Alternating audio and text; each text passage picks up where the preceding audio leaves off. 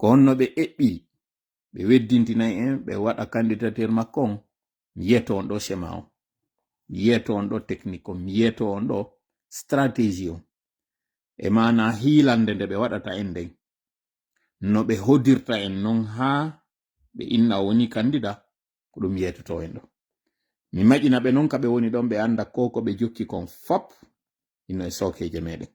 iɗen andi ɗen humpiti. Ɗo non yen arde ɗon o yi kadi mbodo wongo lengo Moussa Moïse e Babila.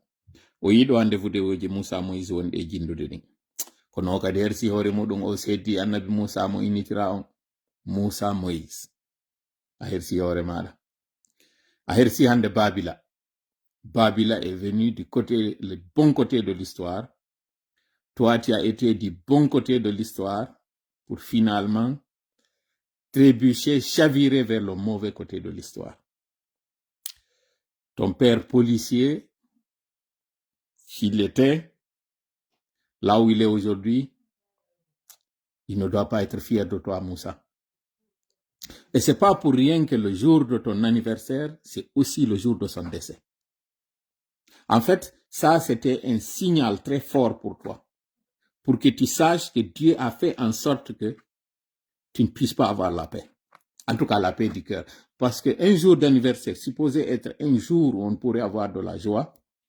pour toi, ça s'est transformé en jour de tristesse. Toi qui disais que le cimetière où reposaient certaines victimes, si toutefois on démolissait ou on rasait ce cimetière, tu as dit qu'il y a des sépultures qui sont là, qui ne devaient pas être détruites. Aujourd'hui, c'est toi qui dis que Dieu, je ne peux même pas répéter la phrase que tu as dite là. Tu seras très châtié pour cette phrase que tu as dite là. Tu t'es substitué non seulement à Dieu, tu as menti en son nom. C'est grave hein, ce que tu viens de faire là. Dire que Dieu lui-même, c'est-à-dire toi maintenant tu sais le vœu de Dieu. Moussa Moïse, hein, tu as tapé fort. Hein? Tu as mis la corde très serrée dans ton cou, sur ton cou plutôt. Tu as osé aller être toi qui, c'est-à-dire tu n'as pas été que le porte-parole d'une mauvaise chose. Tu prends cette mauvaise chose, tu l'attribues à Dieu. Ça, c'est pour dire combien de fois l'ivresse du pouvoir. Et toi qui disais que le pouvoir, ça rendait ivre. Un jour, dans une de tes émissions, tu as dit que le pouvoir ne change pas l'homme, mais il révèle sa véritable personnalité. Et aujourd'hui, c'est toi qui nous révèles ta personnalité. Moussa, tu te rappelles après les élections de 2013, les législatives, quand je suis allé à Dafo pour te remettre les images discrètement obtenues le jour de ces législatives, tu te rappelles? Toi, tu es Colombo, mais tu connais que je suis plus Colombo que toi. Ces images-là, filmées ce jour-là, le jour de ce scrutin, sans que quelqu'un ne sache, c'est sur toi que j'avais eu confiance pour aller te remettre ces images. J'ai dit, toi, j'ai confiance en toi. Publie ces images pour que les gens voient ce qui s'était passé ce jour-là dans les bureaux de vote. Donc, je te rappelle ça pour que tu saches à qui tu as affaire. Et aujourd'hui, c'est toi qui dis que cette candidature-là, Dieu lui-même, ah, Moussa, Moussa, ta balance là, elle est en train de s'alourdir et les charges vont s'alourdir sur toi. Je t'invite à te repentir, Moussa. Sinon, Moussa, là où Pharaon sera, c'est lui qui a dit, Ana rabbukumul a'la, je suis votre Dieu, mais le Dieu suprême, il dit, c'est lui. Qu'est-ce que Dieu a fait de lui? Dieu l'a pris pour la première chose qu'il a dite et pour la deuxième. Tu connais c'était quoi la deuxième? Moussa, je ris en te parlant. Mais sache que je pleure. Pourquoi je pleure? Parce que quelqu'un en qui des gens ont eu confiance, aujourd'hui se retrouve à cette place-là. Qu'est-ce qui s'est passé, Moussa? Qu'est-ce qu'on t'a piqué à tel point que tu rénies cette confiance, tu la piétines et tu ne te limites pas à avoir des problèmes avec nous humains. Ton créateur, celui-là qui t'a créé, celui-là qui t'avait sauvé le jour où on avait voulu attenter à ta vie. Le jour où ce commando-là avait voulu venir te prendre, tu as sauté par-dessus le mur pour t'enfuir. Tu penses que ce jour-là, c'est ton saut-là qui t'avait aidé? Ou bien c'est Dieu? C'est lui qui t'avait aidé ce jour-là. Ah, il est capable encore de te saisir. Hein? Il va te saisir par le nez. Et quand il va t'attraper, Moussa, ton châtiment va être dur. Hein? Et tu n'as pas eu la moindre pitié pour ton compagnon Babila. Aujourd'hui, dont le père est arrêté, porté disparu. Il n'est pas porté disparu. Hein? Toi, tu avais même commandité à ce que lui, Babila, qu'il soit arrêté. Le même Dieu qui t'avait sauvé. C'est lui qui avait sauvé ton homonyme, Moïse, le vrai, Moussa. C'est celui-là qui a sauvé Babila. Et c'est celui-là qui va sauver le père de Babila. C'est celui-là qui va sauver tous les parents. Pas seulement celui de Babila, mais toutes les personnes l'a visé aujourd'hui. Hier, on a passé la journée à vous maudire. Et on fera tout vendredi encore pour vous maudire. Vous avez vu le signe, hein? Beaucoup de personnes nous ont contactés ou ont fait des audios pour dire, curieusement, hier, on rêvait que Mamadi était en train de se noyer. Une femme nous a laissé un audio, et je vous ferai jouer l'audio si toutefois elle me donne la permission. Elle dit qu'elle a vu Mamadi. Il était sur une falaise. Il voulait sauter pour aller sur l'autre rive. Puis tout d'un coup, la branche sur laquelle il était arrêté, sur cette falaise-là, la branche s'est coupée. Et ce qui était en bas comme arbre s'est transformé en eau. Il a plongé dans cette eau, il est parti. Un autre homme qui se trouve du côté de l'Angola nous a fait encore un rêve. Il dit que Mamadi était sur une pirogue. Il voulait fuir pour aller de l'autre côté, sur l'île de Casa. Tout d'un coup, son bateau, sa pirogue a chaviré. Il est tombé dans l'eau. Un hélicoptère est venu pour essayer de le sauver. L'hélicoptère l'a encore plongé dans l'eau. Il dit, dans son audio, il dit de la même façon, vous vous rappelez de la vidéo là, l'hélico qui avait fait un tourbillon aux États-Unis, à Manhattan, pour plonger dans la baie d'Hudson, il dit c'est la même chose, il a vu. D'abord, la pirogue chavire. Il y a un hélico qui était en haut. Cet hélico vient survoler l'endroit pour essayer de le retrouver. L'hélico, tout d'un coup, lui aussi, il fait une spirale et puis il tombe dans l'eau. Il dit, la même façon que j'avais vu là, l'image qui tourne là, on voit l'hélico faire un tourbillon avant de s'enfoncer dans l'eau. Il dit, c'est comme ça j'ai vu. Encore une autre troisième personne, elle dit qu'elle a vu beaucoup d'eau à Conakry. Il y avait beaucoup d'eau. Son cortège était en train de passer. Tout d'un coup, il y a eu une sorte de vague qui est venue le frapper et puis tout le monde a dit, ah, mais c'est le véhicule du président. Certains ont dit, il n'était pas dedans. D'autres ont dit, il est dedans. Au moment où les gens se disputaient, il a sorti la tête pour faire comme ça la main d'un geste pour que les gens viennent l'aider. Puis une autre vague est venue sur la colline de Bambeto, il était sur l'autoroute. Cette colline l'a frappé, il est allé sur le nouveau pont et puis c'est la berge, ça l'a propulsé vers la berge vers Kipé. Comme par hasard, nous faisons ces doigts hier. Toutes ces personnes-là ont fait un rêve. La chose commune, c'est que Mamadi est parti dans l'eau. Vous pensez que ça, c'est un hasard? Vous pensez que ça, là, ça peut se faire comme ça? Et je suis sûr qu'en parlant de ces rêves-là, il y aura d'autres qui viendront dans les commentaires ici et dire, nous avons vu la même chose. Et hier, comme par hasard, il y a ce feu-là, cet incendie à Koza. Vous pensez que tout ça, là, c'est pas un signe que Dieu nous envoie? Et aujourd'hui, vous avez vu ce qui s'est passé à Madagascar. Au Madagascar, on dit au Madagascar. En tout cas, il y a eu un changement là-bas. Ce qu'eux, ils ont pu faire, la Guinée peut faire plus.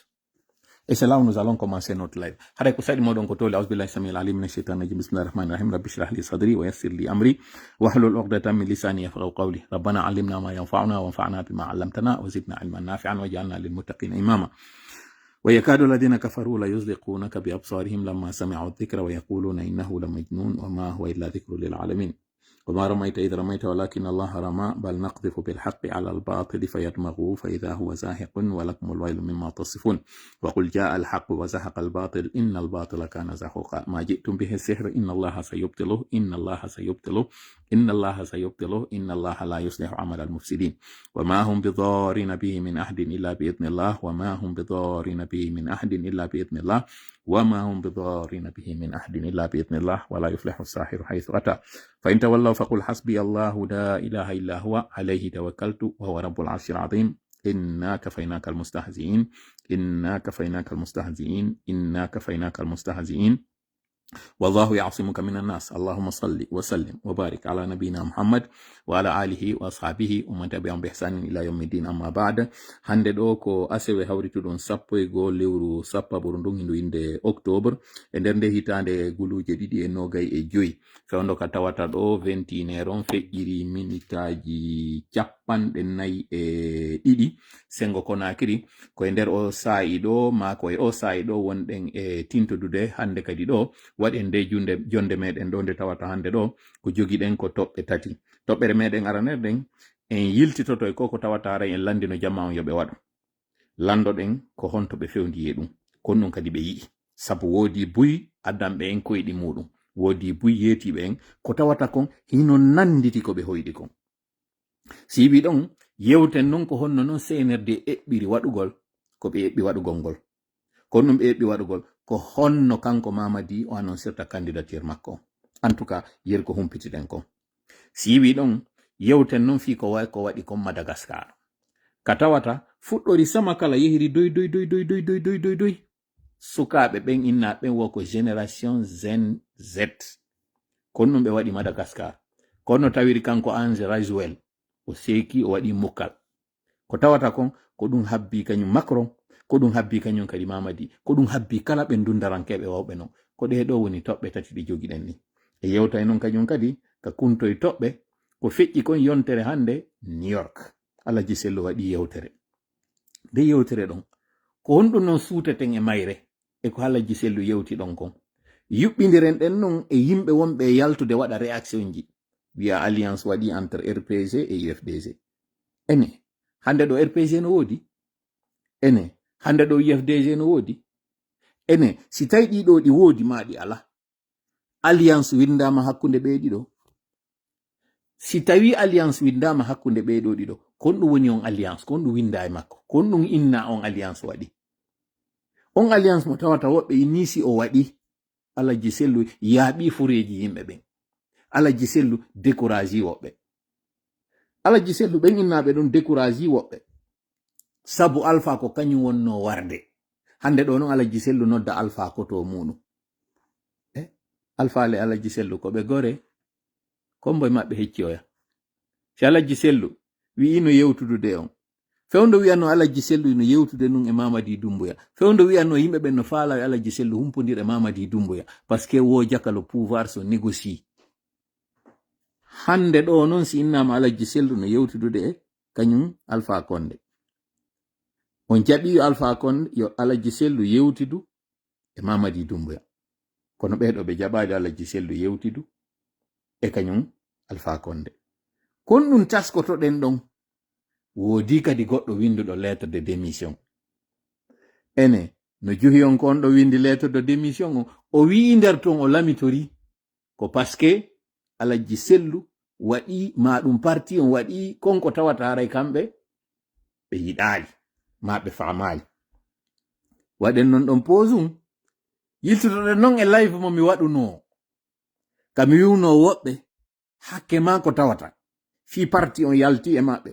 hakke ma ko tawata ɓe nunɗanano parti on fiyo ɓe ara ɓe juula lagine ɓe wakkilino wiwgol ko ɓe communicanjo lanɗo idiyo ɓe wew ko ɓe communicanjo parti donc andinen ɗon jama on ko kore bonni kocce ko ɗum wona wiyeede kono hari wonɓe ɓirde ɓen soɗaki nen onon tawɓe ɓen ɗum ɗi reproche ɗiɗi hewtude on mi yaltinana on ɗo non nanon andon wonde mana gonga ɓe wonɓe yaltude wolde ɗum ko nelaɓe ɓen ko infiltré ɓe nun hari andon ɗo non si tawi ɓe lanni nder ton yetto on ɗo non kañum kadi ko homɓe heddi nder ton domini ɗi wolnoɗen fi muɗum sorobaji ɗi wolnoɗen fi muɗum culaji ɗin ganguji ɗin ɗi fuɗɗike non aw yaltintinde hoore ko ɗum ɗo woni haray ko jogiɗen kon ka miram meɗen hande ko ɗum jogiɗen ka alluwal meɗen ɗo hande ko ɗum ɗo faalaɗe yewtude e muɗum ka tungaru meɗen ɗo e yetti noon Allah fota en jarnimo tawɗon ko kanko en ko newnani en heɗintingol nde jonde ɗo en toriki mo yo waɗan en jonde nden jonde barkinade hawrindina en sawabay ko mi yewtata ɗo fiyo mi addu ɗum ɗo no ɓuri en newerde ɗum hewta on ɗo kañum kadi no ɓuri en newerde si mi addi ɗum ɗo mi hawriti mi torike mo kanko kadi Allah tawo on ko kanko woni ko longininmi ɗum ɗon yo mi hewtin on ɗo kala konko feewi konko kanko ara waɗininmi kala konko aali kon ande ko min kono fiyen luttuta o ka moƴƴi ɗon kon si mi hawriti yetten mo kanko toroɗen mo kami hawriti ɗon onon kadi on hawritu ka jentitagol nanon faamon hutoren sabu iɓi ɗo naɓi yeeso tan on ɗuɗira en goy ɗuɗa hande ɗo kolo 11 senerde ko eɓɓi waɗugol ngol koye nder ɗe jonte wonɗe hikkude ɗo gere non ta accu ha o memmino si memminoɗa ado an memmingol mo jonnon o live ɗo ande hinaka ittoɗo wulami ari yewtugol on ɗo ko ɗum waɗi simi yewtay hande ɗo kadi welata on mi yewtay ɗo ɗi hano ɗon nandi ɗin na ɗi faala ɗon nandi ɗin no woniri ɗon yettude Allah ha hande ɗo ha ka wewtiɗen ɗo ndu lewru ɗo woni duuɓi 5 gibito Allah fuɗɗi yewde ka réseaux sociaux ji ñande alajji en sakkano tokuno koye nder ndu lewru ɗo on nani non goɗɗo mo ɓe sakkidano nden ñande ɗo ko yalti howli hoore maɓɓe ɓen ɗon fof ko fi honɗum ko hande ɗo ɓe yalti ɗum ɗon onon o wattanaji lay mum haray mi toriki on hande yon jentorolan ɓernde e hakkil fiyo nanu faamo ɓernde fiyo ɓerɗe muɗon ɗen immo sabu si on immaki ko fokkiti arde konno tiiɗi koy yo Allah dandu ɗum non hara hiɗen fuɗɗade yewtere meɗen nden ɗo en toriki Allah yo woɗɗin seytane ka jonde meɗen ɗo no woɗɗindir hakkunde funnange e hirnage yo woɗɗinmo e meɗen hara mimidirta no tawiri non nowru ñamur ndun e nowru nanur ndun mimidirta amin ya rabbal alamin haray no wirɗen noon live meɗen on ɗo hiɗen fuɗɗorade mo landagol on onon tawɓe ɓen on torano on s'en fout par force le GMD troll joyno ka nder live ɗo mi tawima mi janga commentaire makko parce que mi yii mo waɗi logo kañum yimɓe sanamuɓen sanamuru ndum c'est merveilleux mon général himo ɗo mi alamo waɗande publicité o wiyaymo ɗo himo commentude nder ɗo mi blokatamo kañum kadi wara ɗo heɗo moƴƴa ko woni e wolde kon usine a troll maɓɓe on le général Mamadi Doumbouya va rester je te le jure vous souffrez vous iɗon tampi parce que o yoloto e kono makko ngun on tawete maɓɓe kadi kono Allah huɗi on onon Allah itti fiira e moɗon onon ɓe jokkuɓe o huɗaɗo miɗo andi no Musa on ko mi arata mi yewta ɗo ko mi lannal non taw ñande mi aɗɗo mum ka yite mi lanɗo on onon wonɓe darde ɓen ɗo on waɗuno ko wiya ɗon kon andintinen ko landano ɗon kon ko alkamsare nden horugol ɗum ko hecciyanki alkamsa no wetude juma ka binde subaka on waɗugol astahfirullah laabi 70 si wetoyi ñallal juma ngal fuu tuma heɓuɗon feere wo huɗon senirde fuɗɗoroɗon mo kanko Mamadi Ammara Bawuri Usujiga e kala ɓen ha kala ɓe anduɗon ɓen communicanɓe ɓe fof huɗon ɓe o wawno wadde min mi wawno wadde yettude Allah anditen noon ko acte en onni jonnon ɗo yen feƴƴude ɗon ɗo yon jabade no woodi woɓɓe waɗan ɓe ɗiɗi se ɗum ƴettay en waɗino nde ñande live e alkamsare nden fi andingol jama on andintingol ɓe ko ɓe hani waɗugol ngol mi yeto on noon wondema ko innete du'a e ko yiyete fi Allah no landi gomɗinal ko innete kon la foi la croyance si piwum hiɗa wadde kun ɗa hutiti hiɗa yawiti si kun latoto kun latantako ma siɗa wadde kun nun hiɗa felliti kun waɗay Allah wi en himo wa'ani en no woniranɗen Allah inni mo wonani jiyaɗo makko on no jiyaɗo makko on wonirani mo non. C'est-à-dire sa holliki Allah no wodi fima an sanga kala o wonante. Siɗa waɗani ɗiɗi simo wodi andu kadi kala ko toriɗa mo waɗan e ɗiɗi. Mo wawa wadde mo wawa wonde waɗanalimo. No wawi wonde waɗanalimo. Si a waɗi kan o waɗata. ɓay a hoolaki mo waɗata. Yahen non joni ka côté scientifique ka sengo gandal eneyi ɗon andi no wodi ñamoɓe condi fimoɓe gez ƴettoɓe kala konko cakinta si ɓe yehi ha ɓe woni addict ko ɓe innata kon addiction ɓe naɓay ɓe ka innete centre de désintoxication ka ɓe naɓete fi yo ɓe ñawde iwa ko tawata kon ɓe duudete. ƴetten ɗo misal welngal fingal goɗɗo wufo tankoro ma goɗɗo tawowo ƴakkay goro si woni o heɓali o duudete ma yarowo ataya si woni o heɓali o duudete si yehi non hande kadi hata on tigi wata wonde ɓawo mum no wodi ka ɓe naɓete ɓe ñawdoye si ɓe naɓama no ñawdegol ton ko yo ɓe jonne ko tawata ino waywa muɗum kono na kañum fi si ɓe duudama ɗum ɗon itta ɗum ɗon non tika ɓe jonnete ɗon koko cakinta go kono wa'awa ɗumɗa si ɗuuɗi tun waɗay ko ɗumɗa waɗayno ko ɓe yeeto ton non waɗoɓe ɓen ka laptaniji ɓen kipoɓe ɓe ɓen aynoɓe ɓe dankoɓe ɓe yeetoto ɓe si ɓe ari ɓe inni hoore nden no muusuɗe ɓe wona piide misal wufo tankoro so wufali o fiiday hoore nden muusa gite muusa reedu muusa hara mo tutta himo giile ɗum ɗon fo heɓaymo ko tuma o heɓi tankoro on wo o wuufi iwa joni noon si on tigi innama ɗo yo wuufu yo ɗaɓɓu goɗɗum ngo yo ɗaɓɓu wano gosorkum waɗa ka hunduko mum kono kun gosorkum ɗon hara konoy kum mari ko wayi waɗa si ɗuuɗi haray nafaali haray wayiwa si on tigi dikka luttiɗa ɓe yeetoto non ñawdoɓe ɓen ɓe inna si ɓe ari ɓe inni on hoore no muusude jonneɓe goɗɗum fiyo iwu jonneɓe go'o jonnon ɓe ɗiɗi jonnon ɓe tati kono si ɓe artiti fayin ɓe inni ɓe muusede fiwata dose on ɗuɗu ha tawata hande kadi ko sifa ko ɓe heɓaynoɗa kon ɓe heɓata ɓe inni jonneɓe comprimé je tawde na ɗum woni nder ton e piide misal ɓe ɗaɓɓay ko wayi o bombo woyni koko ɓe jonneteɗa haray no way kadi o bombon koko tawata lekki kinno nder ton kono ɓe jonnoyaɓe ɗen bombon je tawa na lekki ki won nder ton ɓenne ɓe muru ɓay tun ka hakkille maɓɓe ko ɓe jonna kon ko kil lekki no ɓe muriri iway ko woni ɓe musude kon comme par hasard iway hara leyna kon ko ɓe faala ka ɓandu ɓe jonna ɗon ko tuma non ɓe inni ɓutti ɓe ya anda non si ko gonga is ko fenande kon ko ɓe wiɗon hari ɓe musede parce que ko gotel e piiji ɗiɗi ɓe ari ɓe wi ɓe musede kono na gonga ɓe jonnama non tun ɓe sikki ɓe hendike ɓe wi hande kadi ɓutti parce que ala no ɓe musude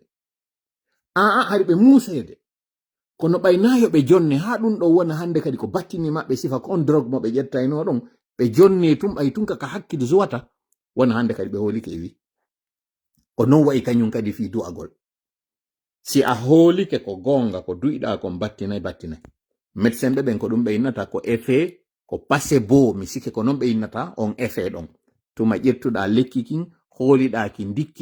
dikkina hay sina kañum lekki kinno kono ka hoorema waɗa on effet ɗon en waɗo won non ka hoore mum kañum kadi hay si ƴetti fus nafata ko non wayi yo non kon wayi si fuɗɗorɗen nder yewtere wonande ɓen ɓe tawata ɓe nanali français on gibi hankin ha heɓi hande ɗo en heɓi yimɓe bus addamɓe en audioji ka ɓe wi ka ɓe hoyɗi kon woɓɓe tawa ko e alkamsa on no wedde juma ɓe waali ɓe hoyɗi woɓɓe inni ko min ɓe hoyɗi kono min ko ɓe hoyɗi lan ko mi ala yewtude min kadi noon mi yeytata on ko mi hoyɗi ko tawata ɗum ɗon ko min hoyɗi ado dayere e wadde ɗum ɗon goɗɗum e mum ko tawata dayere waɗino heɓino jonte ma heɓino lebbi gibi mi hoyɗi ɗum ɗon kono onon ko artiran ɗon en ɗo kon on hoyɗi welilam moƴƴa fi hon ɗum ɓe woɓɓe goo ko wonɓe intérieur woɓɓe ko wonɓe extérieur e nder extérieur on kañum kadi ko e leyɗe buyɓen tigi woni kono ɓeeɗo fof ɓe hoyɗi mamadi ɓe innili hari woɓɓe ɓen inna hari gibi ol adi ka laamu hari ɓe hoyɗali mo ɓeeɗo fof kañum kadi ko hoyɗima kon ko piw gotum kun heɓimo min non du'a an on toujours ko mi waɗata ko du'a fewtinɗo ko heɓuno kon fir'auna ko mi wi'ata an Allah folinnoɗo on annabi Musa e hoore mbileɓe ɓen fooli men an Allah foolunoɗon Fir'auna yooli mo kanko e yimɓe makko ɓen yoolu senerde e yimɓe muɗum ɓen an Allah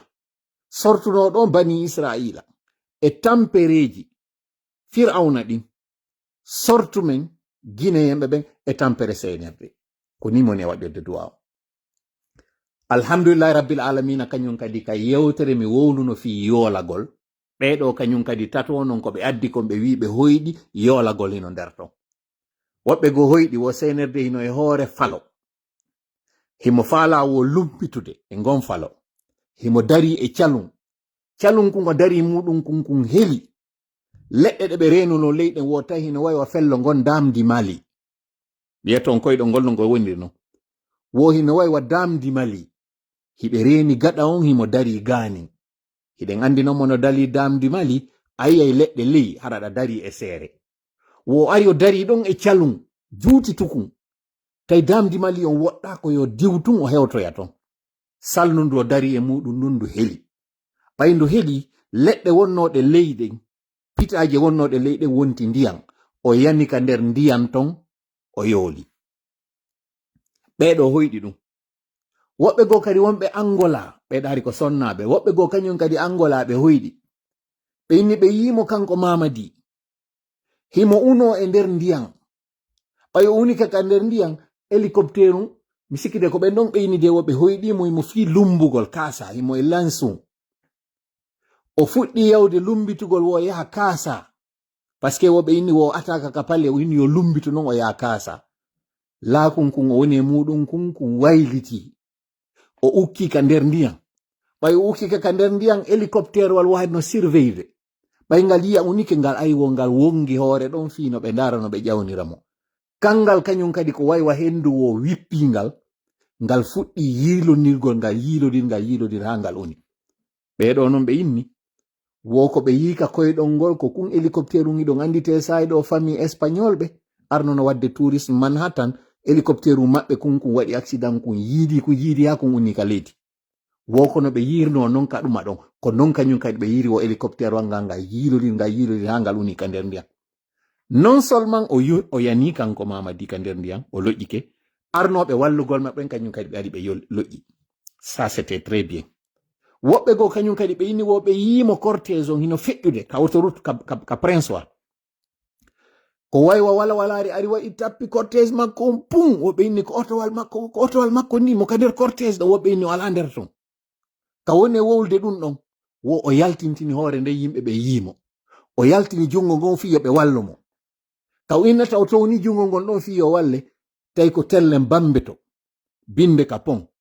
kumpallum wonkun kun iwgol ngol ka mosquée on mosquée mo anduɗon ɗon mosquée tirko wo ndiyam go non wayi wasi tawi hara ko sato do wonno tellen kolo mari ndin ɗon ɗan ndiyam ɗo woɗa wiɗi wuu ɗan ari wala walare ɗan tappimo ɗo yo ɗan hammir sengo hamdallahi on ɗan tappirimo ɗan deviri ɗen jokki jurol ngol ɗon ɗan hammirimo terlen kippe on woɓe yimo ha tawi o natoyi ka nder maayo wontirgo ngon sengo ka hotel o woniri ton ko ton wo ndiyam ɗan ɗan rewi ambassade États-Unis on ɗon ɗan rewi kumpallum on ɗon fop ha ɗan hewtinoyemo ka nder maayo ɗon kañum kadi o yooli fewɓe yimo o yoolike o luttayi ene yeetelam ɓeɗo fop ɓe hoyɗay ɗum ɗo fo tawa ko mere ɗum ɗo fuu enen ko welo wonani sabu en waɗu ɗum ɗo alkamsa no wetude juma ɓeɗo ɓe hoyɗa ɗiɗo fop ɓe addana en c'est un très bon signe andon noon ko ɗum seynirde woni critiquirde ɗum ɗo fof ɓe immina yimɓe yo critique par ce que ɓe andi kuddini nanngay ko non yawiti kuddi du'a kañum kadi nanngay ko non yawiti du'a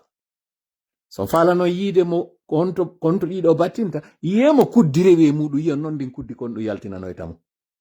yiyon kañum kadi on barkinaɗo no heɓi sattede yiyon konno yaltirta e mum awa si tawi ko waɗɗen ɗo e waɗi ngire action wiɗo fop waɗi ha tawata trollji maɓɓe goo hino ka nder live ɗo ɓe andi e memi ka muusi ɗon kono ko ma ɓe rewrira e woɓɓe ko no yawiti goɗɗo kono jangiri wo andi mbawdi Allah ndin ɓeɓe wonɗo yiide ɗo noon hande huulikon ko wonɗe wadde ɗo ɓe ardande ɓe inna wondema julɗo huɗata ko paske ɓe andi on julɗo ɗon si huuɗi kon no battinirta iwen ɗon noon joni aren e plan maɓɓe on non joni ko onno ɓe eɓɓiri ɓe aray ɗo ɓe annonce o candidature makko. Mi yiɗe balɗe ɗo yimɓe no wadde erreur inna yo annonce non candidature on so annonce ko on non o fuɗɗoto heɓude difficulté non ko ella janono Mamadi na on habbo ara annonce candidature makko so annonce candidature makko on koko minnuno on ko ñande 31 décembre no natude 1er janvier 2025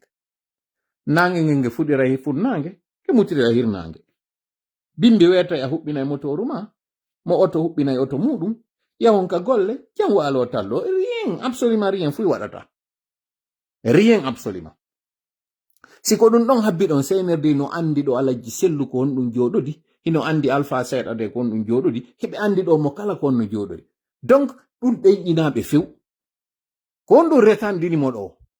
ko stratégie de communication mo ɓe waɗata on par rapport e mum ko on ɗum no woni on stratégie de communication. Mamadi no andi wowli no haalaji buy ni moi ni aucun membre de mon gouvernement encore moins de cette transition ne sera candidat ka haala ɗon wandi ka circulde yo oɗo artoya inna j'ai décidé finalement je me porte candidat no sattani mo seeɗa no sattani ɓe kono noon ɓe eɓɓiri ɓe waɗa jentite moƴƴa kupoɓɓen kañum kadi sino faala fuɗɗo ɗo CNRD ko procédure de parrainage woni e waɗude ni on yi liste ji nama déposama parrainage on woni permis on nani kañum kadi ko Moussa wowli ɗo ko kono noon ɓe warrirta ko organisation ji ɗin yaltata organisation kala tuma ɗe balɗe ɗo fof kaɓe waɗi meeting kala kaɓe waɗi fottugol ɗe balɗe ɗo o wiyay rewɓe ɓen innoyalo réseau des femmes a décidé que Mamadi sera candidat ɓe yaltinay kan haala les imams ont décidé que Mamadi va être candidat le syndicat des transporteurs les mareyeuses ɓeɗo fop les enseignants ɓeɗo fop waɗay déclaration ji ɗe balɗe ɗo o yiyay ɗin déclaration ji moƴƴa non ɓeyda ɓe landike mo yo wonu candidat yaltande makko aranerde o attata yaltude ɗen ko ɗum o wiyoyta e mayre o aray taw o félicita jama on fop golle waɗɗe ɗen o félicita climat waɗuɗo on fi affaire o référendum ɗo o weltora o rappela o andintina ya quelque temps woɓɓe sikkuno ɗum wata wadde retour à l'ordre constitutionnel on hande kadi neke à portée de main mi répéta non phrase ji ɗin no ɗi windor no fiyoɓe andu ko nous connaissons même texte ji ɗi ɓe windi ɗi kono men e yaltinirde ɗum ɗo ko fi waɗugol ɓe en difficulté parce que hande kadi ils sont obligés de changer le plan parce que ɓe andi on plan ɗon humpitama onon komi yetti on ɗo nalaguinego e winda ɗum ɗo ko winda ɗum France naɓa Gabon naɓano Tchad hewti kañum kadi lagine fiyon andu moƴƴa là où ils sont cachés là nous c'est là on dort wawɗo kaka hoore tappete wawɗo kaka hoore tappata wawaɗo kadi kaka hoore tappete sorti makko arano on mo waɗoyta ko félicitugol jama on ɗiɗo fof andina noon hande kadi o retour à l'ordre constitutionnel mo fof faalano hande kadi o hewti o nani no jama on ko wi ko o féliciti ɓe tawata ɗon ɗo déjà taw ɓe jaɓi o ɗuma ɗo o référendum ɗo e o pourcentage mo ɓe jaɓiri ɗo o andi kombe ndo fa jama on hino adéri ko woni e wadde ko o weltori ɗum ɗo o nani kañum kadi ko ɓe yewti kon o jaabotoɓe en temps o porten ko acte numéro en onni o acte numéro en ɗo numéro 2 de acte numéro en on ko ɗi mouvement ji soutien ji yaltoji ɗe balɗe ɗo ɗi wiyo en wondema kanji ɓe ala candidat sina kanko o parrainage mo ɓe waɗi ɗo fo ko kanko ɓe eɓɓi ɓe portay candidat parti politique ji go kañum kadi inna décidi ko kanko wonata candidat maɓɓe ɓe yeɓe déposino ɓe waɗino ɗum on fof ko waɗete kon woɓɓe ha e woodi innoɓe ɓe yoɓaymo caution o so yaltoyi noon o wiyoya ka acte 2 o nani ka ɓe wowli kon il va réfléchir o yiltitoyto e maɓɓe ka haala ɗo kañum kadi ka bugite un peu partout koko waɗi o discours makko o félicite ɗo jama on fo partenaire ɓe ɓen fop o welto ko tawata kon o retour à l'ordre constitutionnel laatoto woni cette année o prometa noon konko ɓe wowli ɗon kon kañum kadi il va le répondre en temps opportun acte numéro 3 on noon tuma ɓe yaltoy noon ɓe waɗi gi propagande ɗo fop ɓe inni ɓe ari ɓe déposi inde makko nden ɓe waɗi kamɓe kadi ɗum ɗo fof kono jabaki taw o yalto ya non o ina je vous ai entendu sifa ko watara yewti kon o yi discours watara no waɗirno suspension ɗo par rapport e présentage makko ngol ɗo entre temps non ɓe yi atmosphére o jama on réagi sali rien ne s'est passé ɓe andi hande kadi marsi on andi wonɗo e ukkade ndiya wulɗam ma e didere luggude on ti adora e nadugol koyngal ngal ma ndara leggal ukka yiya leggal ngal ko ha on to ngal yehi si andi kon no luggiri si o yollo Mamadi no ɓuri on fop hulude fewno ɗo conséquence ko ne wadde ɗo ko o gaynale fellutude mo andi aw koko waɗi ɗo kon no Madagascar ɓurti non kañum kadi hulɓinde mo ɓurtiɓe hulɓinde kamɓe ndundarankeɓɓen fop hulɓini hay France fi kala non France no tawa e mon kañum kadi mais yiltitoɗe laggine yewten ɗon watta en perde filon so yi non ɗe balɗe ɗo fo ɓe yalti wowliɗi haalaji ɗo fo jam walike tallike hunde mobilisation fus waɗali ko wonɓe wiide yalte so waɗoyi me yiwe kanko mo andi ara hande kadi ko faala ko laatike le temps court e mo andi kañum kadi plus le temps court plus kamɓe ɓe wadde golle so yaltoyi non o wi'i sabu ko tawata komɓe forsimo sabu ko tawata komɓe jonnimo confiance o inna o confiance ɗo il faut que o mérita confiance on ko ndeññande non o wiyoytade je suis candidat o inna j'accepte d'être votre candidat ko ɗum o woloyta ça c'est l'acte 3 acte 4 on o yaltata fes o waɗa campagne o yaltata o waɗa ko jamma on yaltata waɗanamo campagne makko on si protestation ji waɗi ka acte 5 o accoya non ɓe innoɓe ɓen hande kadi no yaltude kala ka o andi yaltoɓe no wodi ara o nanga ɓe wala no eɓɓiri non kono mi waɗi simi yalti mi weƴƴitani on ɗum ɗo ko fi on andu pandanke meeting ji no waɗede États-Unis pandanke haalaji no wolede ka nder plateforme ji ko ɗum ɗo CNRD faala ɗe balɗe ɗo d'ailleurs ɓe jonna en ka hilno ɗen ɓe yaltinana yimɓe ka ɓorti ɓe yaltinana en scandale ji yewten fiɗin yalten essentiel on ñallal feƴƴungal wo CNRD kañum no wadde cuɓal c'est ça qui est vrai ko lutti kon ce n'est rien mi weltori non discours Alaji Sello on c'est bien Alaji Sello yalti wi désormais il faut faire partir Mamadi Doumbouya par tous les moyens y compris par la force c'est bien Alaji Sello c'est bien konko yaltuɗo yewtuɗo non c'est bien mi weltori mais miɗo mari landal miɗo maapi seeɗa miɗo aani fiyon ɗon Alaji Sello acci ha tawata ko mois d'octobre 2025 alors que koko ɓe woni e wadde ɗo il devait faire ça dibirone fiyon ɗon Alaji Sello acci ha hande ka hewti ɗo taw ko hande ɗo Alaji Sello woni e wirde qu'ils vont faire partir Mamadi Doumbouya par tous les moyens konto ɗi moyen ji woni ɗin miɗo landi ɗin konto ɗi moyen ji c'est bien beau c'est bien pour enfin Alaji Sello tutti ka himpare c'est bien woɓɓe inna e neɓɓuni no ɓuri tultude mais hande ɗo mois d'octobre à quelques semaines 28 novembre on kako 28 décembre kon ɗum woni ko Alaji Sello jogi hande ɗo ko tawata ɗum ɗon si ɓe memmini ɗum ɗon itta mo kanko miɗo mari ngal landal fewndo kam en wonno ka collège ka lycée plutôt meɗen marno professeur ɓe jannoɓe men hari géographie mi wowlata ko ka collège e ka lycée fo ɓe jannata min kono kaka collège ɓe atilan jannude koko mone wolde ɗo kaka collège ɓe yewtayno ɗum ɓe inna ya 4 choses qui compromettent un résultat ou faire ce qu'il ne faut pas faire, ne pas faire ce qu'il fallait faire ce qu'il faut faire mais mal ou faire mal ce qu'il faut faire bien ce qu'il faut faire au moment où il ne fallait pas faire woko piiji joyi piiji nayi bonnata haaju goɗɗo ronkugol waɗugol ko hanno waɗede kon waɗugol ko hanano waɗgol kon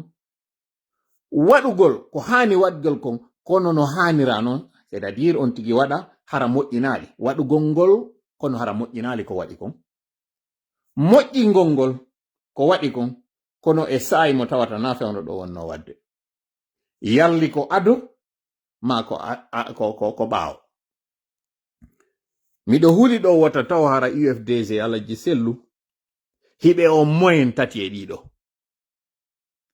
faire ce qu'il ne faut pas faire ko habbagol no jonna CNRD. Faire ne pas faire mi fuɗɗo wo ko bonnata ko waɗugol ngol ko hana waɗugol, waɗugol ngol ko hanano waɗugol ko jonnugol no CNRD. O tan ɗo fo ha hewta hande ɗo sina non ino déclarude o hostilité ɗo. ɗum ɗo hanano kono kamɓe ɓe waɗi. Ne pas faire ce qu'il fallait faire ko tawgol ngol no ƴettay no peeɗen fo hawtindira e majje ko ɓe yewti ɗo ko hara innari ko piyum goton ton. Faire ce qu'il faut faire mais le faire mal, c'est-à-dire waɗugol ngol ko hani konko no waɗira no haniri non. Ko yawgol ngol wona États-Unis ɗo à des milliers de kilomètres kanko Mamadi ka woni ton waɗa discours inna qu'on va le faire partir par tous les moyens. Ɗimmoyinji miɗo humpari ɗiɗo tati mi watta non e majji hon ɗum tawgol ngol waɗay non kañum kadi ko hani kon kono harana e saayi hano ɗon. Miɗo andi no welata woɓɓe koko mon e yewde ɗo kon kono non minniri on non mi wowlata ko falɗon nande kon kono mi yewtay on ko hanɗon nande kon. Fewndo mi yaltuno minni Alaji Sellu e kañum koto mon Alpha no hani jonindirde juuɗe. On tuma mi yaltano ka ɗo mi waɗa ɗo luyru mi wengano ka on tuma ala ko wolano ka ɗo. Hande ɗo non ɓe wonɓe yewtude ɗum curieusement discours ji ɗin ɗi change, c'est bien miɗo weltori mi yaltata ɗo kadi mi fela e goto mi weltori kono ɗo kadi miɗo landi on jama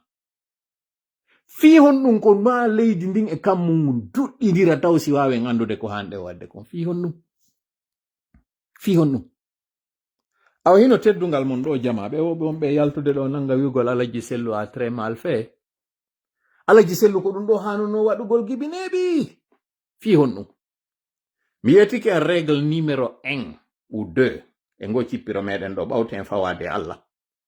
ko andugol ngol dundarankeɓen fowsi koɓe heɓu doole hoore yimɓe ɓen koyeɓe senditoɓe ɓe waɗa ɓe peccoy ɓe dara ko ɗum ɓe waddidirta ɓe si ɓe waddidiriɓe hakkundeji maɓɓe ara e moƴƴa. ɓatondirgol Alaji Sellu e kañum Alpha Condé na yimɓe ɓe daroton na kamɓe ɗiɗo na Alaji Sellu daroton na Alpha Condé na kadi partiji maɓɓe ɗin koyo ndaaru yimɓe yutirɓe ɓaawo maɓɓe ɓen. Hande Alaji Sellu ɗo duwaka ndaarude kañum hoore mum inna simi waɗi ɗum ɗo ko ɗum ɗo tunintanmi simi waɗi ɗum ɗo ko ɗum ɗo mi heɓata min Sellu na ɗum Alaji Sellu hani ndaarugol. Alaji Sellu hande si acciray goɗɗum naɓay ɗum ɗon tuninayɓe dolokke si ɓe ƴettay goɗɗum kañum kadi naɓay ɗum waɗanayɓe labbunde na ɗum koye ɓe ndaaru konko ɓe ƴetti ɗon tuninayɓe dolokke kono iwtirɓe ɓaawo maɓɓe ɓen kamɓe dolokkeji maɓɓe ɗin tunay si ɓe ƴetti goɗɗum ɗum ɗo hande urinayɓe kono est ce que ɗum ɗo luɓɓinta iwtirɓe ɓaawo maɓɓe ɓen ko ɗum ɗo woni landal ngal Alaji Sellu hanuno landugo leader jo kala kañum kadi ko ɗum ɗo landoto hoore muɗum ko ɓe huli ɗon ɓe daɗata kono hatta ɓe daɗa ko ɓay ko ayɓe maɓɓe ino inna non gaño ma haysi a amanimo e feto o innayi a wiccimo loope. Nda ñande mi fuɗɗike yewtere nden kono mi landitaki nde Alaji Sellu gibbi fuɗɗi wadde politique mi yewtira ɗum ɗo non fiiɓa yara innama o waɗi ko toola wiwno kon na ɗum yone yewtirde ɗo onon tigi non ɓendini hakkil moƴƴa ndaron fiyo yiyan hoore mon ko mon e wolde ɗo kon. ɓeɓɓe Madagascar ɗo na quartier goto yaltigoy Madagascar ɗo hina saare wotere yalti so yi Ange Rajwel inni retiri ko wiwno kon o révoki ministre ɗumajo gouvernement makko o nomi premier ministre jo tawɗo ko soorijo ko andugol makko ɓe sooriɓe ɗo e ɓe population ɓe ɗo si ɓe jonnidiri joni juuɗe e maɓɓe ɓeɗa wippoto joni. Hande ɗo Mamadi no mari kulol ɓurgol ngol no mari sattede ɓurde nden puisque non Alpha Condé président Alpha Condé lit politique muɗum on tun ko 40 ans ko wi kon o fuɗɗinoke gibi tan Sékou Touré o parcours ngol jurol ɗo ngol wawata wonde jurol yanirowol ñallal gotal 5 septembre ça c'est impossible. Andi ton non Alpha Condé président Alpha Condé woni président FAYANF on FAYANF tawɗo ko fédération des étudiants d'Afrique noire ko on organisation ɗon waɗi indépendance yo heɓo e nder Afrique pays africain ji ɓurɗi ɗin ko ɓeɗo woni sombo muɗum. Donc mo mari on esprit ɗon, mo mari on expérience ɗon. O woni président lagine, o woni président union africaine, o woni président CEDEAO simi fayale. Ene ɗon sikka oɗo heɓay ɗiɗo fou, ɗiɗo ronka battinde e kala pihunkun o nangi. ɗo taw ndaru neɗɗo ndare parcours makko. Oɗo o wona duuɓi 11 himo andi ƴawrukun e joldukun. E nder ɗin duuɓi 11 o soodi condi, o soodi janɗe. Himo mari kañum kadi condi, mo mari janɗe. Goɗɗi e muɗum ko tawata o marino ɗum gibi tawno hari o hewtali taw ka laamu. Mo mari o expérience ɗo, mo mari o mentalité ɗo. Nafi hande o nawi. Ene onon hiɗon sikka goɗɗo wawa e fokkintinde hande ɗo ko woni doole acca o ɓaawo. Yetela. Hiɗon sikka o e hoore ko jogi o expérience makko ɗo fou, ɗiɗi mi linti ɗo fou, fuɗɗinoke dartade Sékou Touré, dartike Lansana Conté, e hoore ko dalti ɗo kon fof o tuumirama ko waɗuno kon on tuma. Ene hiɗon sikka oɗo ko ma o tindine ko waɗata. Oɗo o wonay ɗi duuɓi 11 ɗo fof hara ala mbuuɗi.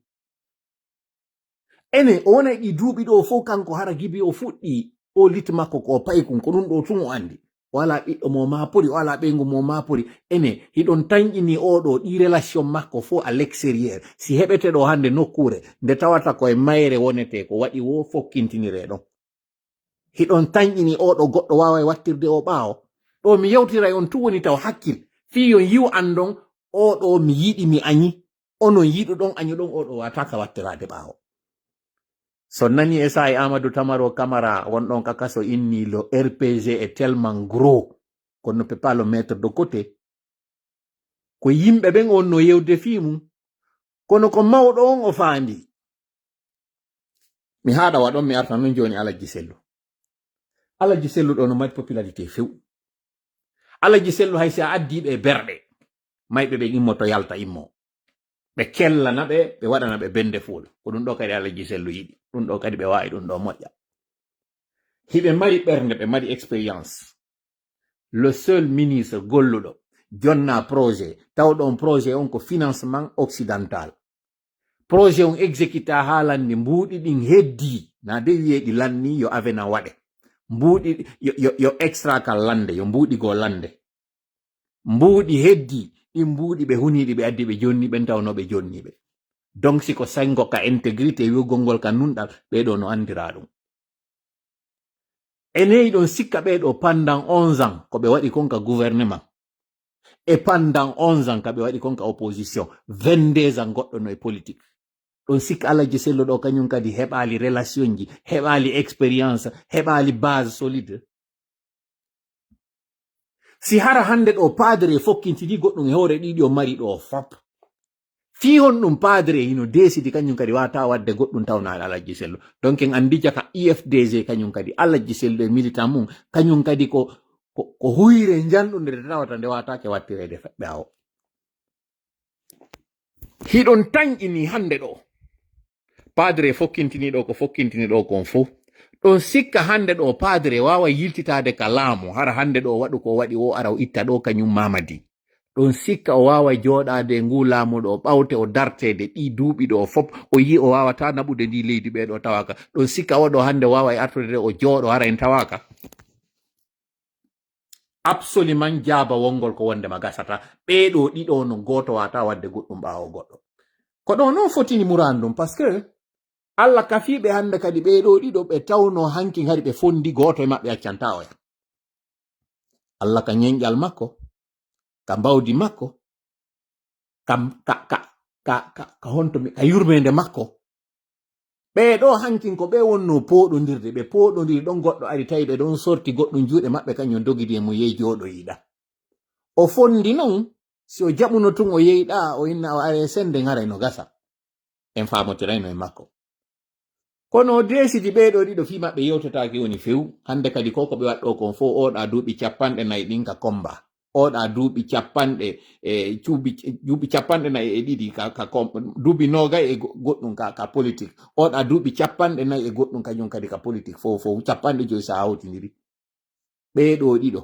expérience ji maɓɓe ɗin siɗi fof a hawtidiri ɗum no sommes en train de parler de 90 ans si fof hawtodiri ma 70 ans si fof hawtodiri ene onon hiɗon sikka kikalajo mo duuɓi capanɗe jeɗɗi no wawi dirnirede ni tun koye payi koye ɗo koye duuɓi capanɗe nayi e goɗɗum no wawi arde ittira ɗum ni en fait komi faala wiide fiyo haala kan raɓɓi ɗum ɓeɓe on ɗo yaltude ɗo fof yiya no waɗi gi bruit ɗo fof koye penale ɓe woni ko wonɓe aigri ko huluɓe fi hon ɗum mi andinata o RPG kam on e yewde ɗo ni ala par ce que RPG mo Alpha Condé créé on ɗo na on hande ɗo yehi tawto e CNRD yawɓe tawto e CNRD ɓen ko inde maɓɓe ɓe yehi ton kono noon ɓe yaadi ton inde RPG ɗen ɓe wi ko inde RPG hande ka wonɗen yewde ɗo IFDG ala par ce que IFDG mo militant ɓe Alaji Sello o wi no habbi na on IFDG hande ɗo woni e wowloyde ka gouvernement na on puisque noon hande ɗo IFDG goo no woodi RPG goo no woodi kono Alpha Condé jogo ala Sellu Dalen jogo ala wotan yewtu en fi UFDG wotan yewtu en fi RPG ɓe wonɓe yaltude waɗa on discours ɗon fof c'est des poltrons c'est des trompeurs c'est des aigris c'est des frustrés mi holla on non seede ko aigri ɓe ko frustré ɓe hiɓe yaltude ɓe inna hande ɗo Alaji Sellu hersiniɓe Alaji Sellu moniniɓe Alaji Sellu yaltaniɓe kaɓe sikkano ɗon no woodi noon woɓɓe maɓɓe yahoɓe yewta ha nanga hoore muɗum ɓe inna pendant les 11 ans waraɓe ɓen fof ka axe justice waɗaka ɓe landi justice on mo ɓe woni landade ɗo yo justice waɗa ils sont en train de demander la mauvaise personne parce que hande ɗo si goɗɗo inni Alaji Sellu yo Alaji Sellu exige justice ma ɓe landike yo justice waɗu e hoore gestion Alpha Condé on qui est mieux placé que kamɓe géruɓe ɗo leydi ndin pendant 4 ans pendant 5 ans si tawno ɓe ko ɓe sincére waɗugol no justice ɓe wawatano combinude procès 28 septembre on e procès ko waɗi kon fof pendant les 11 ans fiyon no ɓe waɗali ɗum en fait comme faalan wiwde ɗi trolji ɗi ɓe woni e nelde ɗo yo ar buusa en noppi ɗin wowla ko woni e wolde ɗo kon ka réseaux sociaux ji yoɓe fewtu CNRD ɓeyna CNRD yo yaw juge hoore mum par ce que en réalité procès RPG procès 11 ans ji Alpha Condé ɗin ko sooriɓe ɓen hana ñawede ɗi par ce que ɗi duuɓi 11 ɗo fof à part ko waɗuno kon entre les deux tours ka woɓɓe memmini Sigiri meɓɓe memmini Kerwan ɗuma kan honno Kurusa woɓɓe memmini Kankan raɗi raɗa ɓen ton gere wa'i mi yi'ali ka militanjo ƴetti leggal sutani militanjo go mi yi'ali onon stratégie o fuɗɗinoke gibi 2010 goy 2010 kañum kadi fewndo alliance on waɗi entre Sello Dalen e Sidia c'est les mêmes on tuma kañum kadi yaltuno nangi noddugol ka radio ji inna Selluti nous a déçus victime ɓe amen ɓen fore kari amen yeggitali ɓe han joni en fait mi faala on tun hollude ko stratégie nawyuɗo wonɗon e yiide ɗo donc ne vous faites pas tromper o stratégie neeɓi ko waɗa 2010 ko on ɓe gollitirno ɓe yeeti militant ɓe Sidia ɓen Sidia yeeyi parti mum o ɓe inni Sidia wawata yawde alio e kanko Sellu Dalen alors que ka fottano kon fore karia ɓe piwno woɓɓe maɓɓe ɓe lancani ɓe otoje ko nden hawre ɓe waɗuno on tuma Alaji Sellu en fait tuma Alaji Sellu nangi huyre yeɗɗude nde wo ɓe heɓay ka ɓe yalta ɓe wowla ko ɗum mi faala on yettade ɗum ɗo noon pour nous c'est un très bon signe parce que ça veut dire holli Alaji Sellu memi non ko hanano memede ɗon ñande go mi landike en ɗo minni sa woni e nokkure ka tawata ko ayɓe ma tu won ɗon ino inna noon ko ya ƴettu ko faalaɗa ko miijitoɗa e mum moƴƴa kono ɗo ya waɗude fewjinoɗa mi landi noon ɗum ñande goɗo minni kon ɗum waɗata jababa wongol ko ya lando ayɓe maɗa ɓen si ɓe fewjanima yaaru ñaamo andi kaka nano amuɗa yargol yara ka nano en fait comme faalan wiwde so yiɗi ɗo fof miɗo andintinde en ɗi kala hekkeru ndu yiɗon ino yalta hekka ka réseaux sociaux ji ɗo no wi'a wondema Alaji Sellu les a trahis c'est des traîtres c'est des hypocrites c'est des lâches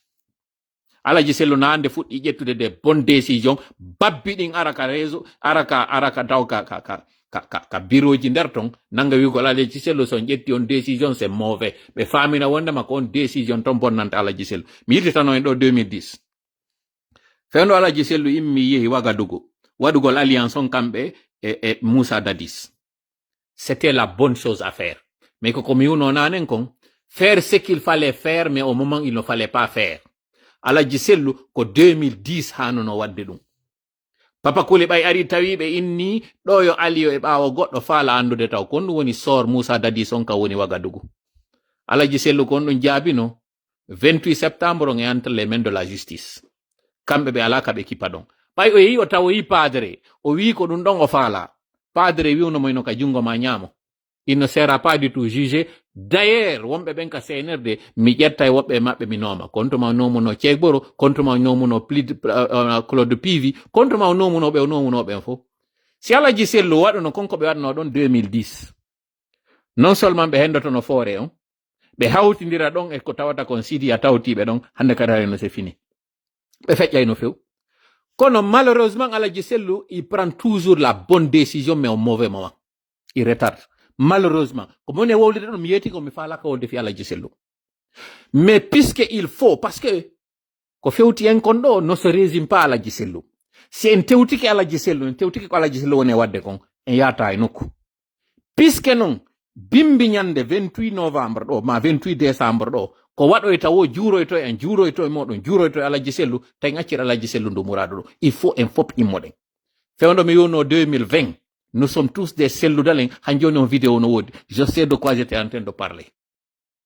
Alaji Sellu était très mal entouré et il continue encore d'être mal entouré.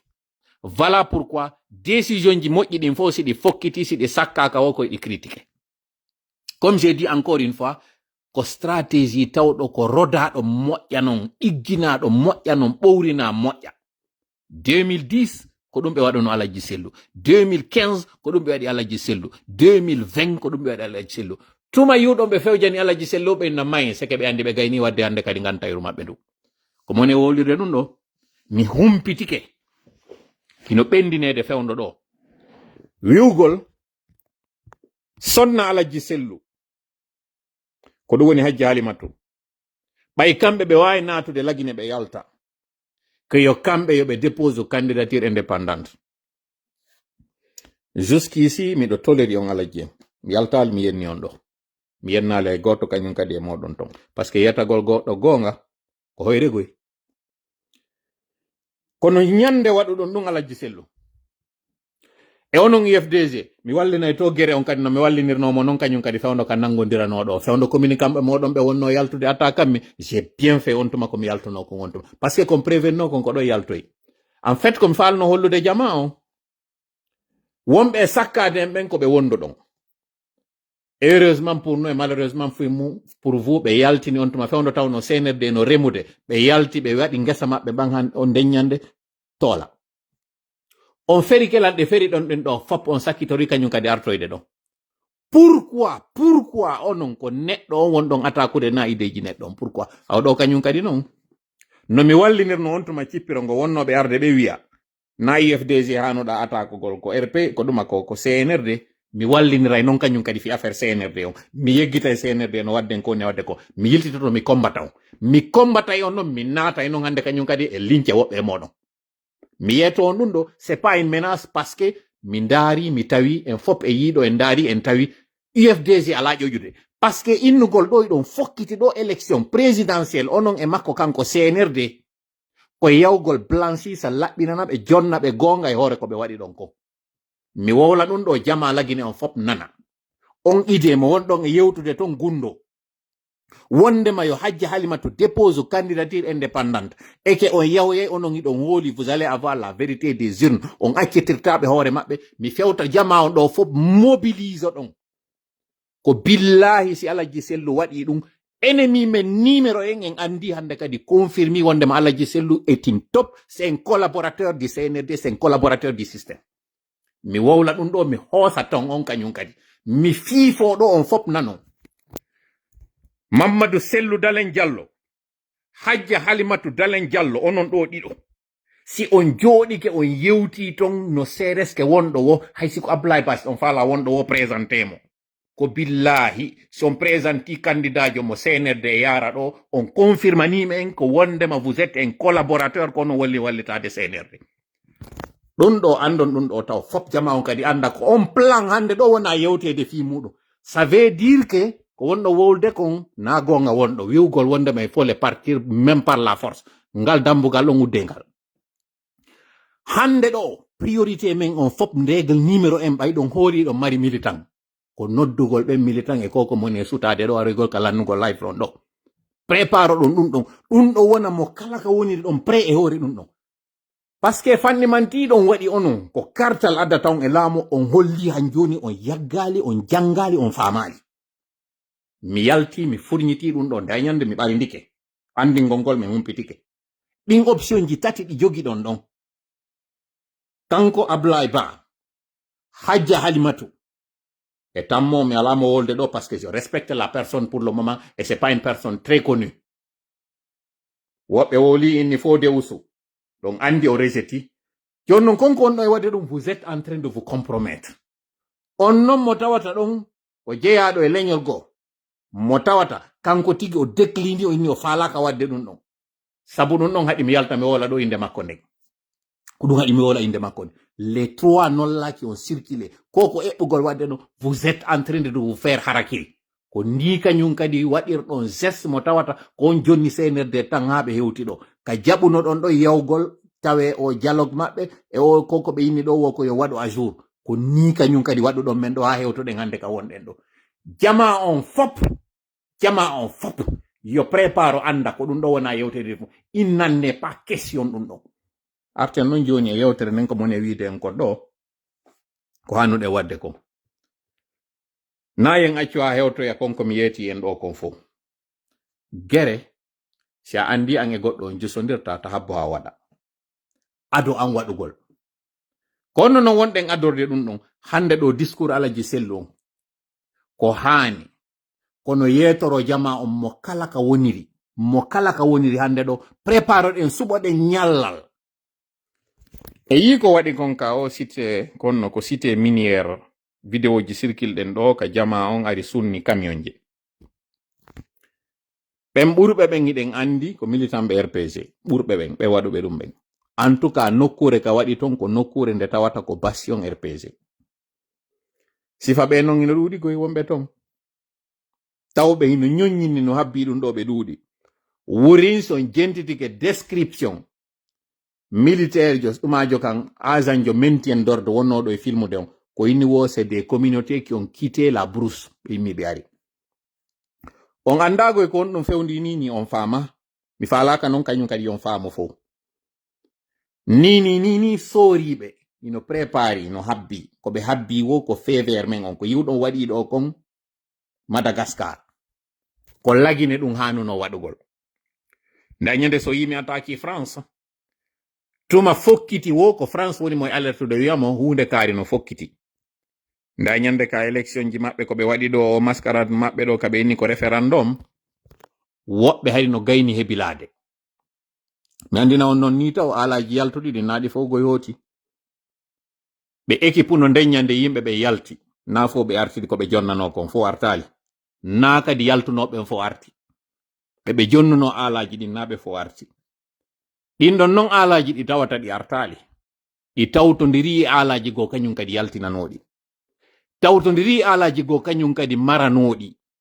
tawtidiri kañum kadi alaji go kañum kadi arɓe kañum kadi adda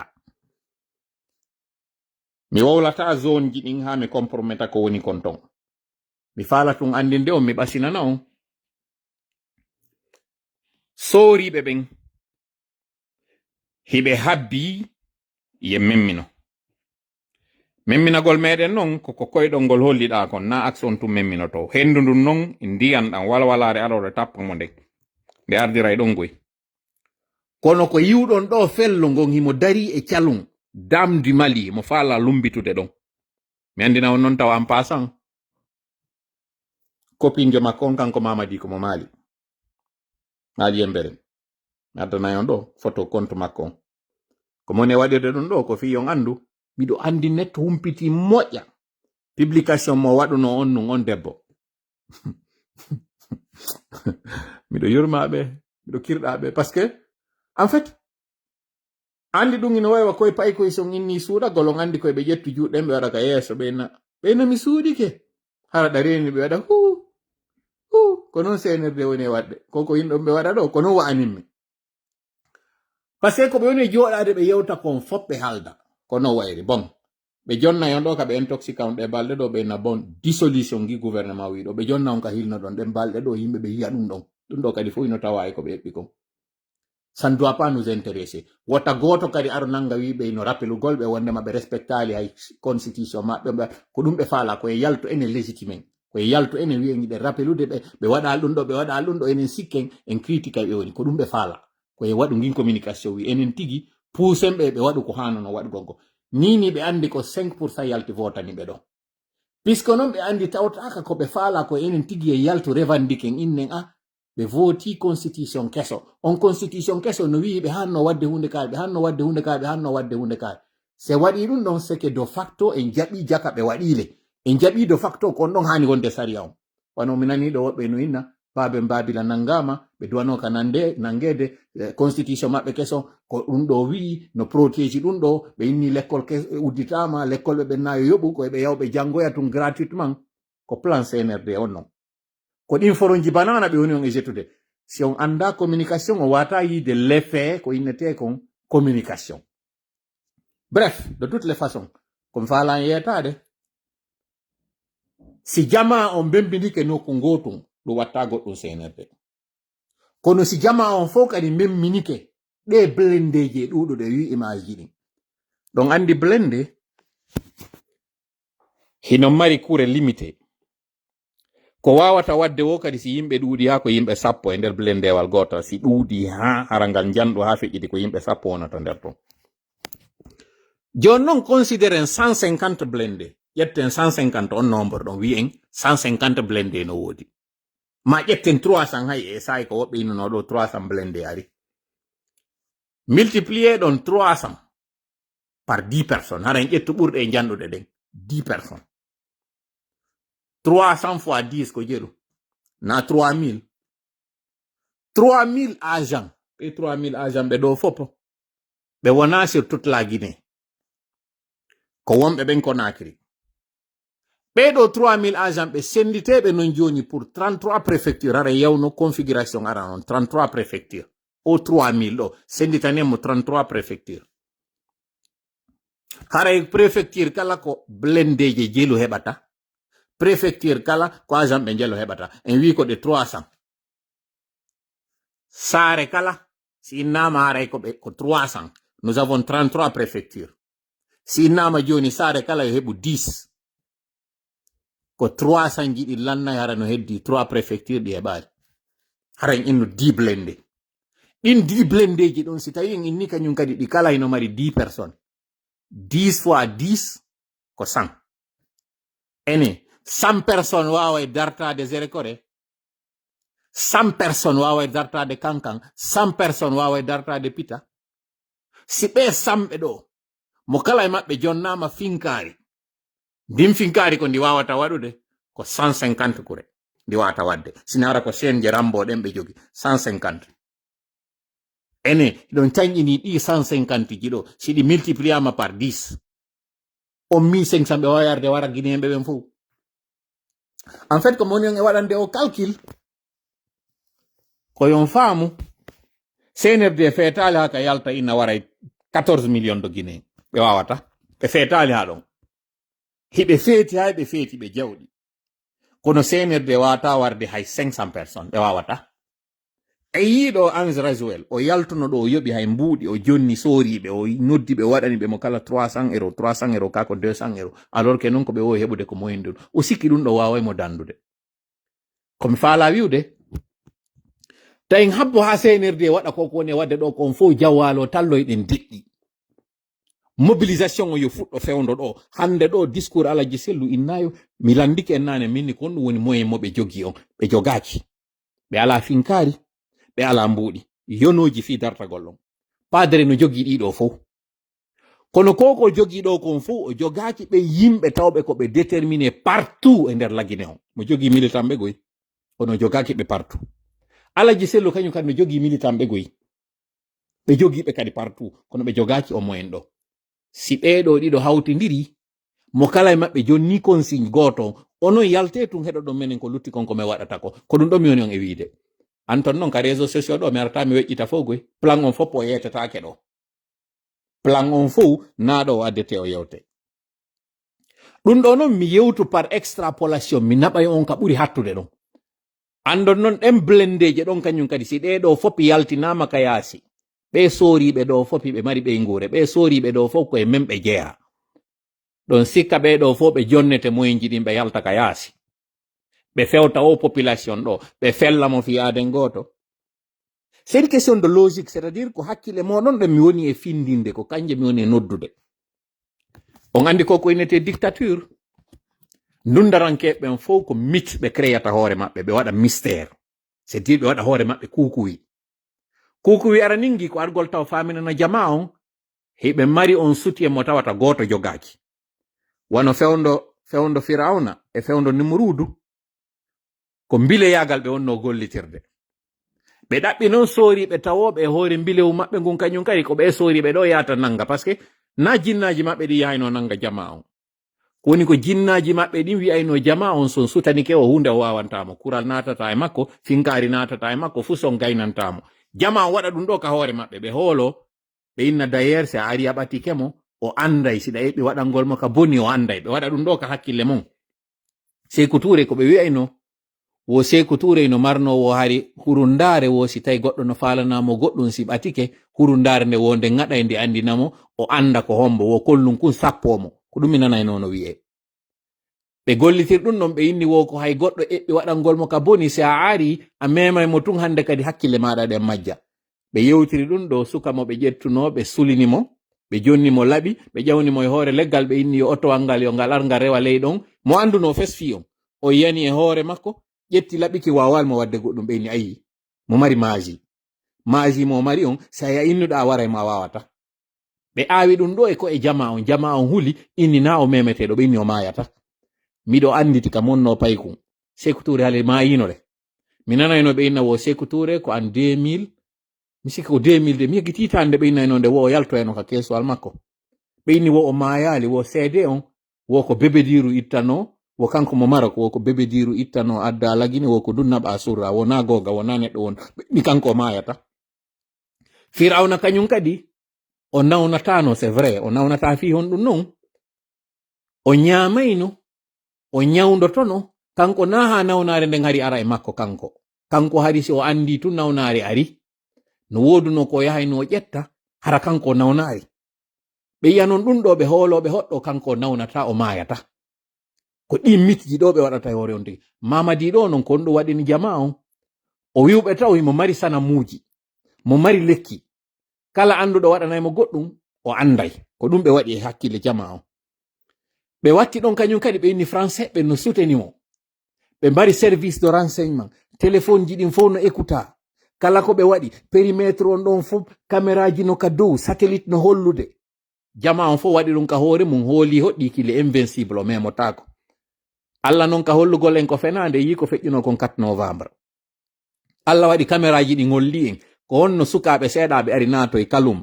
yehi yaltino e prisonnier ɓe feƴƴi kalum yalti fewnaɓe ɓe haaɓe hewti balliye yiltiti kañum kadi maƴƴini ɓe e yi ko feƴƴuno ɗon kon en fait Firawna kañum kadi ko ni Firawna faminanno jama on wondema bileɓe makko ɓe ngala ko gaynata kono ko honno non on dundarankejo yanirta ko tuma jama on defimo kono non ɓe defirtamo koye Allah hollu jama on ko wiɗon ko ina gonga ɓe faminana jama on ɓe inna ko ɓe allaɓe yiltete ka qissa ashabul ukhdud ko yimɓe tawnoɓe ko feranoɓe e nder guyanji yiite ɓe wara kono non ɓe warirano ko ɓayɓe dartike lanɗo dundarankejo ɓe inni men andi na woni Allah c'est à dire ko mi faala wiide fi haala ka raɓɓi ɗu koko wonɗo yiide ɗo fof ɓe wowlana on ko penale ñabbale seede noon ko min on e yetade ɗo kon gibi min fuɗɗi humpitade ko min humpitade ko gonga senirdi no anday no topjo sino tawa e maɓɓe haray no ɓe wawi no nangude ɓe wonɓe men humpitude ɗum ɗo c'est une question de logique min on e yewtude siko gonga gibi mi fuɗɗi o yetade ɗo mina par exemple mbuuɗi lanni haray yahay woni e simple ji ɗin haray yahaali wonɗi compliqué ɗin ene ɗon sikka koko moni e yewde ɗo fof ko nitu moni e humpitorde ɗum ko wonduɓe makko kanko tawaɓe e kañum décision ji ɗin ko ɓeɗo ɓe gaynata tun huccitaɗa yeyeto men inda ko ɗum ɗo ɓe heɓi ɓe nan kadi no yaltu yettoɗa jama o ɗi mbuɗi ɗi wonɗon e yiide ɗo ɓe heɓunoɓe sensay ɗi simi yaltano mi wol ɗum ɗo ɓe waɗayno ɗum ɗo fof ko minon e yettorde ko fiyon andu c'était mythe na e maɓɓe kadi fuɗɗi c'est comme ça que tous les dictateurs ça c'est miɗo anditi hari mi nanayno ɓe inna wo burkina ɓe ɓen fof no ñawdi ɓenna rébellion ji aroji ɗin fof yiidoɓe burkina ɓen sa famotiraɗe ɓe burkina ɓe rébellion maɗa o marsata e yiiɗo restaurant ɓen ko holli en ko fenande ñabbande ɓe inna wo danso ko ɓen fof no ñawdi kure natata e maɓɓe ɓe donsoɓe kure natata e maɓɓe ko gil légende wi ɓe waɗani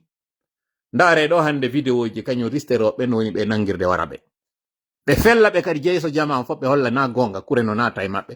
en fait ko sa holike goɗɗum wona gonga ko fenande ñabbande ɓe wiyayno Blaise Compaoré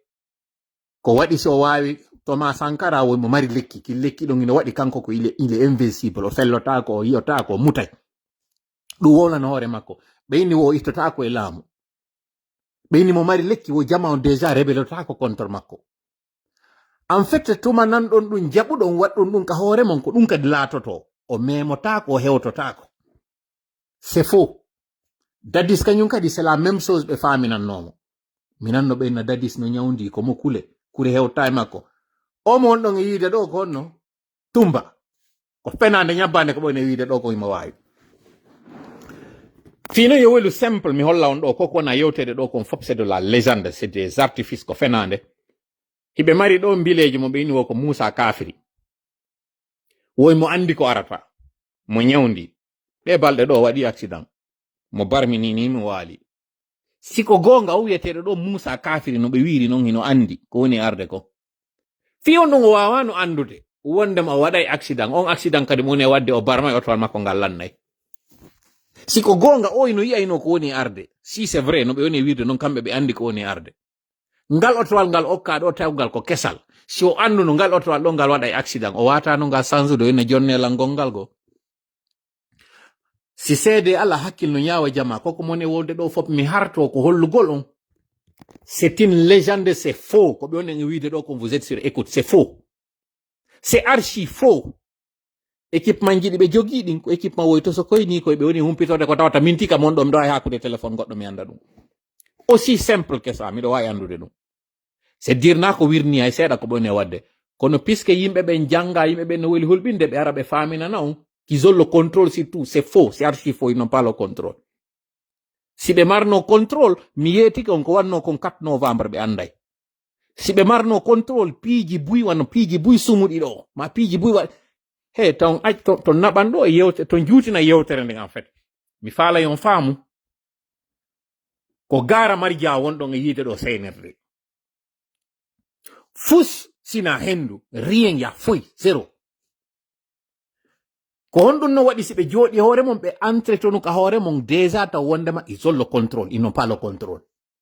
ɗiɗi ɓe faminani on que la partie est gagnée ɓe gayni fof ɓe wawi c'est faux ɓe maîtrisa si on faala noon yiwde yiyemo kanko Mamadi konno yalter fi yaltugol joua basket ka pale fi o yaltu tum fi yaltugol jinda ɗon il faut dispositif de sécurité ji fof waɗe ɗon fi o wawa yaltude waɗa ɗum ɗon c'est à dire c'est un prisonnier ko prisonnier ji wonɗon e yiide ɗo simo hoolino hoore makko fi on ɗum haɗi o acca marche a o waɗa siko gonga siko vrai himo andi mo yiɗa fi on ɗum haɗi o acca ɗum simo andi mo yiɗa mo andi ko populaire hanno o acca Sidia Touré selludalen Alpha Condé candidata siko gonga simo anduno ko gonga fi on ɗum o ƴetti o yeeyo naɓɓe o sokoye ɗo Aliou Ba fi on ɗum hande ɗo Aliou Ba est plus populaire que lui Aliou Ba est plus digne que lui mais puisque Mamadi c'est un lâche le L, la I. Mamadi, c'est un menteur, le M. D, Mamadi, il est dangereux, le 2. C'est ça, LMD. Tu es un lâche, tu es un menteur, manipulateur, tu es un drogué, tu es un dangereux. Tu devais avoir honte. Un jeune frère à toi, Aliou Ba, c'est ton cadet. Il est plus jeune que toi. S'il y a quelqu'un qui peut s'estimer digne, c'est lui, Aliou Ba, pas toi. Toi, tu n'es même pas digne de ta famille. Tu n'es pas digne de ton rang, tu n'es pas digne de ta tenue, tu n'es même pas digne d'être un parent. Tes enfants ont vu que tu as été lâche, tu as été un tricheur. Parce que pour que tu puisses te présenter Pour des élections, il a fallu que tu écartes tout danger. Ça, c'est quelqu'un de fort, ça. Et tu dis que tu es allé à la mort. Mamadi, ni Allah, wallahi. Tu es le plus porte-parole, le plus lâche, le plus faux, le plus faible que j'ai connu. Tu sais c'est quoi la lâcheté? Et c'est ce que d'ailleurs tu avais fait. C'est comme ça que tu battais des femmes. Tu battais des femmes parce que toi, tu ne t'attaques qu'à des faibles. Une fois, j'avais parlé, j'ai dit quand j'avais fait ton histoire là en 2021, juste après le coup d'État, j'ai dit que tu as un ami qui avait battu sa copine. À chaque fois que tu vois cet ami là, il est à Cancan, tu le taquines. En fait, pourquoi tu le taquines? Parce que, en fait, c'est toi qui avais battu ta copine pour la première fois. Lui, il a tenté le coup, sauf que pour lui, ça n'avait pas bien fonctionné. Donc, tu taquines cet ami là pour lui dire, ah, le jour tu avais essayé de battre cette fille là, puis qu'elle a résisté. Elle a failli te chicoter, elle a failli te malmener. Et tu lui as dit, il fallait faire comme moi je fais. Et tu sais d'ailleurs, les gens ne savent pas l'histoire de Manjuli là, par rapport à l'autre là, comment elle s'appelle là, Lauriane. J'ai pas voulu entrer dans cette histoire parce que ça concerne une affaire familiale. Je ne veux pas aller sur ce terrain. Ça, c'est ta vie privée. Ce que je veux te dire tout simplement, c'est que tu devais avoir honte. Sincèrement. Si tu as une once de honte, tu devais savoir que tu es le plus lâche de tous les soldats. Tellement que tu es lâche, tu ne peux jamais faire les choses comme ça se doit. Il faut toujours que tu parles. Tu es en fait comme, comment on appelle ça? Tu sais, ce genre de personne qui ne t'attaque. Tu es comme une grippe. Tu es un rhume, Mamadi. Tu es un rhume. En fait, le rhume n'attaque que ceux qui ont le système immunitaire faible parce que épuisé ou déjà affaibli par une maladie. C'est ça le rhume. Tu es le rhume. Tu es la grippe. Et tu es la pire des grippes. Tu es la grippe saisonnière, la grippe aviaire. C'est toi, Mamadi. Sincèrement, je n'ai plus d'estime pour toi, je n'ai aucun respect pour toi, rien. Pourquoi? Parce que tu as choisi de rentrer par la grande porte et finalement de sortir par le trou. Ce n'est même pas par la petite porte. Est-ce que d'ailleurs tu sortiras de ce trou? Je ne pense pas. Je ne pense vraiment pas. Parce que si on cherche le lâche en incarnation, c'est toi, Mamadi. Tu es un vrai lâche. Si on cherche le lâche, c'est toi. Parce que même ce que tu es en train de faire là, tu sais que tu n'as même pas le kilo pour pouvoir le faire comme ça se devait. Sincèrement. Et tu dis, yeah, toi, tu es fort, tu es allé à la mort. Fouille. Absolument rien. Tu n'es que vent, tu n'es que ruine, tu n'es que destitution et destruction. Tu as vu tout le malheur que tu as apporté à la Guinée? C'est ça, en fait. C'est ça, toi, Mamadi. Parce que Dieu n'aime pas ceux qui promettent et qui faillissent à leurs promesses. Il n'aime pas ça. Inna Allah la yukhliful mi'ad. Il dit on dit inna Allah dakana mas'oula. C'est-à-dire que quand on promet, on devient esclave de sa promesse. C'est ça. Ta main, tes pieds peuvent t'induire dans quelque chose et qu'une autre main, un autre pied puisse te tirer. Mais lorsque ta bouche t'induit dans quelque chose, aucune autre bouche ne pourra te sortir de là. Tu avais dit qu'aucun Guinéen n'allait mourir pour sa conviction. Et là, tu as l'ambitieux projet machiavélique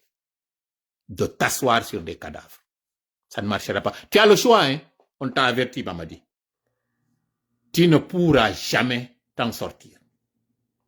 Je le dis encore, je répète. Je suis celui qui avait prédit ton arrivée. J'ai même donné des descriptions. On parle de Matouré, parce que moi, je ne suis pas dans la géomancie. J'ai prédit, j'ai dit c'est quelqu'un à l'image de Moïse qui a été élevé dans le palais, dans la cour du roi, qui va venir enlever le monsieur. J'ai même donné le mois. C'est de cette façon-là que je viens aujourd'hui te dire que c'est une minime chose, aussi minuscule, que tu ne pourras jamais imaginer. C'est cette chose-là qui causera ta chute. Minuscule. J'ai parlé aussi d'une femme. Les gens ont dit qu'il ne fallait pas parler de cette femme-là parce que dès que tu vas parler de cette femme-là, ils vont éviter. Non, j'ai fait exprès de parler de cette femme-là. Tu sais, en fait, la beauté de la prémonition,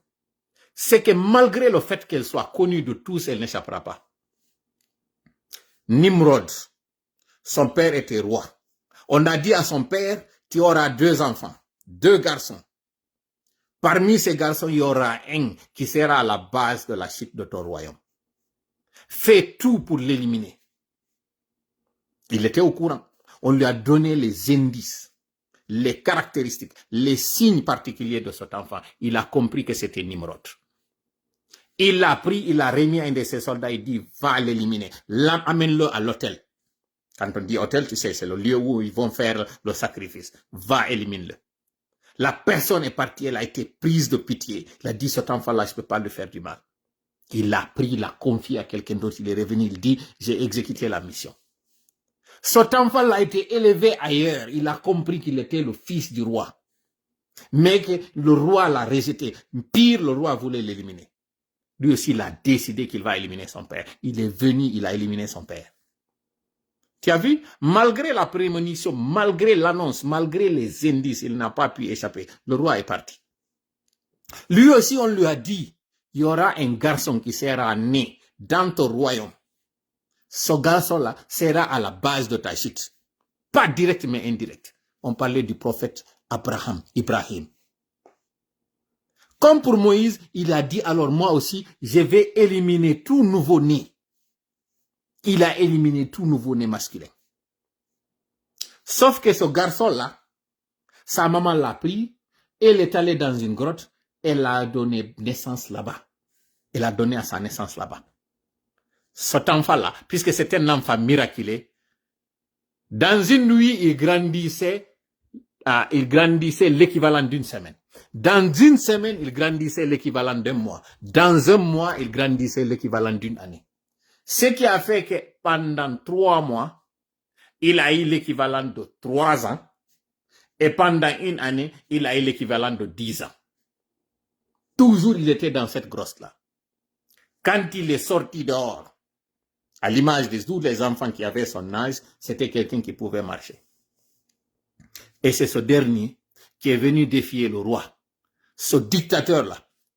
quand il l'a défié devant toute l'audience, il dit Dieu, et c'est lui qui fait naître, et c'est lui qui donne la vie, et c'est lui qui l'ôte. Il dit, moi aussi, je peux donner la vie, je peux l'ôter. Devant l'auditoire, il prend 2 prisonniers, il grasse l'un, il exécute l'autre. Il dit, moi aussi, je peux faire la même chose. En fait, c'est ça le signe des dictateurs. Il te montre une chose qui semble prendre du sens et de l'allure, alors que ce n'est pas vrai. Mais dans le subconscient de ceux qui sont là, dans le commun des mortels, dans leur imaginaire, ils disent que oui, ce qu'il a dit, ça a du sens. Mais c'est sans approfondir la réflexion. Lorsqu'on approfondit la réaction, on sait que oui, techniquement, il l'a fait. Mais dans la réalité, est-ce que c'est lui qui a donné la vie pour la première fois? Non.